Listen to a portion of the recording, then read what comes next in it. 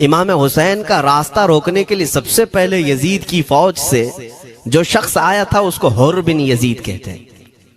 حر بن یزید الریاعی 1000 کا لشکر لے کر کے یہ امام حسین کا راستہ روکنے آئے.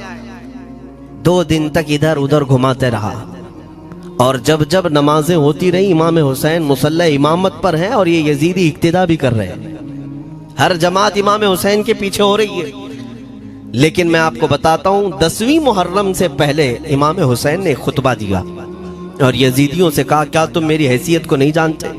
میں فاطمہ زہرا کا بیٹا ہوں، حیدر کرار کا نور نظر ہوں، رسول اللہ کا نواسا ہوں. میری نسبتیں کیا تمہیں نہیں معلوم؟ تم میرے خون سے اپنے ہاتھوں کو نہ رنگو. میں تمہارے پاس آپشن رکھتا ہوں، میں اس راستے سے اپنے واپس مدینے کی طرف جاتا ہوں یا کسی ساحل کی طرف یا دمشق جاؤں گا. جنگ کرنا نہیں چاہتا تم سے. یہ 3 آپشن جب امام حسین نے رکھا تو یزیدیوں نے ایک کو بھی قبول نہیں کیا. وہ جنگ کرنا ہی چاہتے تھے، امام حسین کے خون کے ساتھ کھیلنا ہی چاہتے تھے. لیکن جو حر بن یزید ہے، توجہ چاہتا ہوں، جو خود امام حسین کا راستہ روکنے کے لیے آیا، اس کے دل میں یہ بات آئی اور اس نے آ کر کے 10ویں محرم کو یزیدیوں سے کہا میاں مان لو حسین کی بات، 3 میں سے کوئی ایک بات مان لو، ہم جنگ نہیں کرنا چاہتے، وہ رسول اللہ کے بیٹے ہی تو ہیں. تو سارے جو سپہ سالار بڑے بڑے تھے، عمرو بن سعد، شمر وغیرہ، حر بن یزید سے کہنے لگے تجھے کون کہتا ہے فیصلہ کرنے کے لیے؟ تو سپاہی ہے، 1000 کی نفری تیرے ساتھ دی گئی ہے، بس اگر تجھے ہمارے ساتھ رہنا ہے تو میدان میں جمع رہ ورنہ چلا جا، تو صلح کی باتیں مت کر. حر بن یزید اسی دن 10ویں محرم کو ان یزیدیوں سے کہتا اچھا اگر تم میرے اس بات کو نہیں مانتے تو تمہاری سپہ سالاری تمہیں مبارک، میں حسین کے خیمے میں جا رہا ہوں. جو یزید کی طرف سے آیا تھا وہ کدھر چلا گیا؟ مولا حسین کے خیمے میں. کب؟ صرف 10ویں محرم، ایک روایت میں 9ویں محرم کو، 1 دن پہلے امام حسین کے خیمے میں آیا، دست بوسی کی، معافی مانگی، اور امام حسین نے کہا اب تم جا سکتے ہو اپنے گھر. حر بن یزید نے کہا میں اس وقت تک اب آپ کا ساتھ نہیں چھوڑوں گا جب تک میرے جسم میں آخری سانس باقی رہے، میں آپ کے ساتھ رہوں گا. اب امام حسین کی وفاداری میں آنے والا کون تھا؟ اس لیے میں آپ کو ایک چیز دے جاتا ہوں میرے عزیزوں، اللہ عز و جل کی قدرت کے فیصلے ہیں، وہ جب چاہتا ہے کہیں سے بھی کسی کو ہدایت عطا فرماتا ہے. وہ باطل قوتوں کے موجود پلنے والا بچہ بھی کبھی رب تبارک و تعالی ہدایت دیتا ہے، اسے عالم بناتا ہے، اور کبھی کعبے کی چھاؤں میں پلنے والے کو مولا ابو جہل بھی بناتا ہے، گمراہ کر دیتا ہے. حر بن یزید مولا حسین کے پاس آ گئے. جو بات مجھے کہنی ہے اس کے لیے مجھے اتنا واقعہ بیان کرنا پڑا ہے. میں اصل پوائنٹ کی طرف آتا ہوں کیوں میں یہ بیان کر رہا ہوں. جب 10ویں محرم کو جنگ شروع ہوئی، عمرو بن سعد نے تیر چلایا تو جانتے ہیں خیمہ حسین کی طرف سے سب سے پہلے میدان میں اترنے والا یہی حر بن یزید ہی، یہی اترے اپنے گھوڑے پر سوار ہو کر انہی یزیدیوں سے لڑنے کے لیے جن کی فوج میں یہ آئے تھے، ان کے مقابل میں لڑنے کے لیے گئے. اور جب لڑنے کی ابتدا ہوئی صبح سے دوپہر کے قریب تک وہ لڑتے رہے، زوال تک. اب جو بات کہنا ہے توجہ سے سنو. حر بن یزید نے صبح سے لڑائی کی، بہتوں نے وہاں پر میدان جنگ میں مقابلہ آرائیاں کی ہیں، لیکن حر بن یزید کی جو لڑائی ہے وہ تاریخ میں لکھی ہوئی. آج انہوں نے یزیدیوں کے ساتھ جو جنگ کیا، کئی گھنٹے جنگ کرنے کے بعد جانتے ہیں تنہا حر بن یزید نے 120 یزیدیوں کو قتل کیا. 120 کی تعداد، ایک گھوڑ سوار ایک ہی ہے، 120 کو مار گرایا. اس کے بعد جام شہادت نوش کیا. میں تاریخ پڑھ رہا تھا، وہیں پر ہم نے کتاب کو روک دی.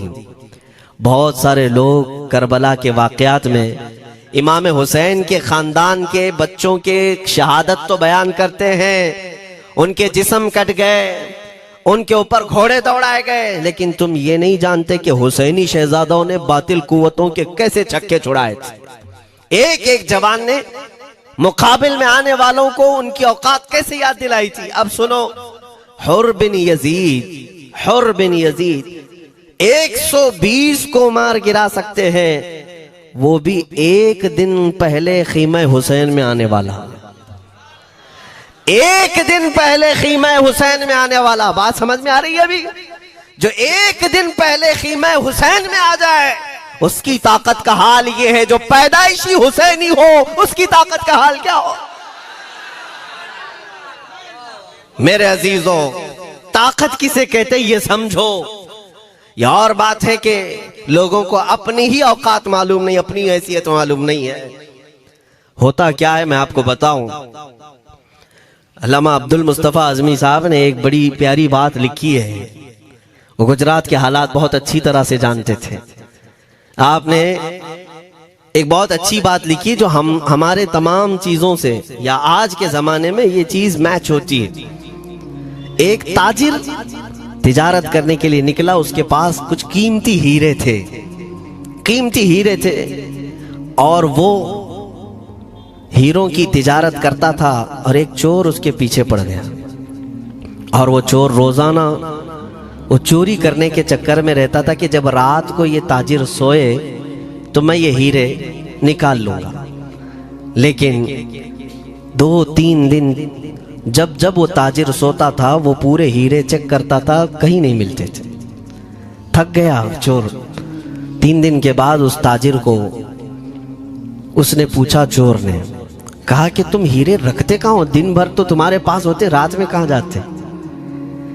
تو اس تاجر نے کہا، عقل کا اگر تو استعمال کرتا تو تجھے بات سمجھ میں آتی، روزانہ میں تیرے ہی جبے میں رات کو یہ ہیرے رکھ کر خود سو جاتا۔ وہ اپنا نہیں تلاش کرتا، اس کا تلاش کرتا، بلا تشبیہ و بلا تمثیل۔ میرے عزیزو، تمہارے پاس جو طاقت ہے تمہیں اس کا اندازہ نہیں۔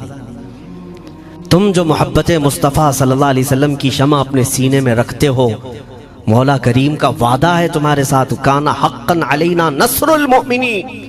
رب تعالیٰ فرماتا ہم نے اپنے اوپر لازم کر لیا ہے کہ ایمان والوں کی مدد کرے گا، اور ہم نے مدد دیکھی ہے، رب تعالیٰ کی مدد دیکھی ہے۔ آج کے ان حالات میں مجھے بتاؤ، بھونکنے والے بھونک ہی رہے ہیں، باقی تمہارا کیا بگاڑ لیا؟ کیا تمہارا خراب کیا؟ بس یہ ہے کہ تم اپنے اندر کھلبلی مت مچاؤ اور زیادہ خوف و ہراس میں مت جیو۔ الحمدللہ مسلمان ہیں، مومن ہیں، کسی چور قوم سے تمہارا رشتہ نہیں ہے۔ تم دنیا کی اس عظیم قوم ہو جو صرف اور صرف اپنے رب تعالیٰ کے حضور جھکتی ہے، اور اپنے رب تبارک و تعالیٰ کے حضور ایسے جھکتی ہے۔ میں چیلنج کے ساتھ کہتا ہوں، پوری دنیا میں کوئی کمیونٹی، کوئی قوم ایسی نہیں ہے جو اپنے خدا کو دیکھنے کے بعد ہی جھکتی ہے۔ جس کی بھی جاؤ، ان کے خداؤں کی تصویر وہاں پر سامنے ہوتی تبھی جھکتے ہیں، وہ چاہے عیسائی ہوں، یہودی ہوں، کوئی بھی ہوں، انہوں نے کوئی نہ کوئی یا مورتی بنائی ہے یا تصویر بنائی ہے، تب وہ جھکتے ہیں۔ تنہا تم ایمان والے ہو جو آج تک اپنے خدا کو دیکھا نہیں لیکن ہر دن سجدہ کرتے ہو، تمہارا یہ ایمان ہے۔ اور قرآن میں شروع میں ہی اللہ تعالیٰ نے جو تعریف فرمائی سورہ بقرہ میں، یؤمنون بالغیب، اللہ فرماتا ہے یہ وہ لوگ ہیں جو غیب پر ایمان رکھتے ہیں، دیکھا نہیں۔ اور دنیا میں کروڑوں مسجدیں ہوں گی، کسی مسجد میں اللہ کی تصویر ہے؟ کسی مسجد میں؟ اور یا تمہیں صلاۃ و سلام پڑھنے کے لیے میرے آقا کی تصویر دیکھنے کی ضرورت ہے؟ یہی تو تمہارا ایمان ہے میرے عزیزو۔ میرے آقا کو ہم نے دل میں بسا رکھا ہے، اور جب حضور پاک کی یاد آئی بغیر تصویر دیکھے ہم کھڑے ہو جاتے ہیں، اور ان کی محبت ویسی ہوتی ہے، ہمیں کسی تصویر اور مورت کو دیکھنے کی ضرورت بھی نہیں ہوتی۔ تمہاری خصوصیات بہت ہیں، اللہ رب العزت نے تمہاری پیشانیوں کو محفوظ رکھا ہے، کسی اہرے غیرے کے سامنے جھکنے نہیں دیا، پیشانی مقدس ہے تمہاری۔ ہاں یہ تو نہیں ہے کہ تم کسی درخت پر بھی چلے جاؤ، پتھر پر بھی چلے جاؤ، چوہے پر بھی جھک جاؤ، سانپ پر بھی جھک جاؤ، نہیں ہے۔ ایک صحابی ہیں، ایمان لانے کے بعد وہ کہتے ہیں یا رسول اللہ صلی اللہ علیہ وسلم، 2 واقعات ایسے ہیں جو زمانے جہالت میں ہم کرتے تھے، ایک واقعہ یاد کرتا ہوں تو رونا آتا ہے، اور ایک واقعہ یاد کرتا ہوں تو ہنسی آتی ہے۔ حضور نے فرمایا وہ دونوں کیا ہیں بتاؤ؟ انہوں نے کہا پہلا واقعہ تو یہ ہے جس کو یاد کر کے روتا ہوں کہ جوانی میں جب ہمارے گھر بیٹی پیدا ہوتی تھی تو ہم اس کا گردن مروڑ کر دفن کر دیتے تھے۔ آج مجھے یہ بات یاد آتی ہے تو رونا آتا ہے کہ ہم نے ایسے کئی بچیوں کو دفن کر دیا۔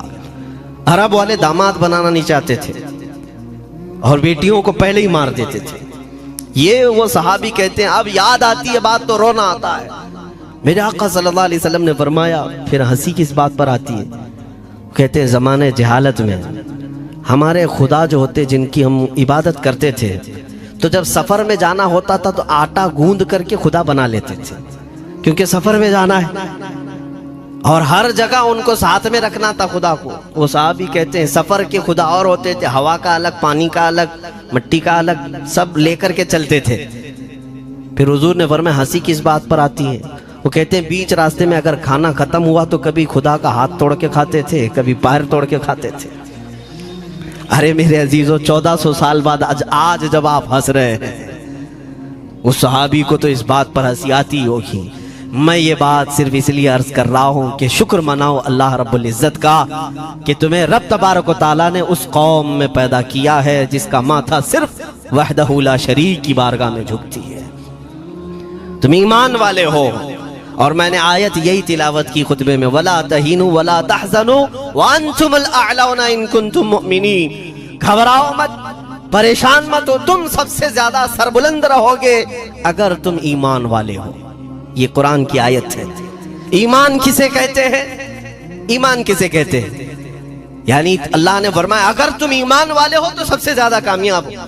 اب ہم پوچھتے ہیں رسول پاک سے ایمان کسے کہتے ہیں؟ میرے آقا کی زبان سے سنو، لا یؤمن احدکم حتی اکون احب الیہ من والدہ وولدہ والناس اجمعین۔ حضرت انس سے روایت ہے حضور پاک صلی اللہ علیہ وسلم فرماتے ہیں تم میں سے اس وقت تک کوئی کامل ایمان والا نہیں ہو سکتا جب تک اپنے والدین، اپنے بچے، اپنے اور سارے انسانوں سے زیادہ میں اس کے نزدیک محبوب نہ بن جاؤں۔ حضور سے کامل محبت جب تک نہ کرو گے تب تک ایمان بھی کامل نہیں ہے۔ خلاصہ کلام یہی ہے کہ محمد سے وفا تو نے تو ہم تیرے ہیں، یہ جہاں چیز ہے کیا لوح و قلم تیرے ہیں۔ بس اسی بات پر آپ کو آنا ہے۔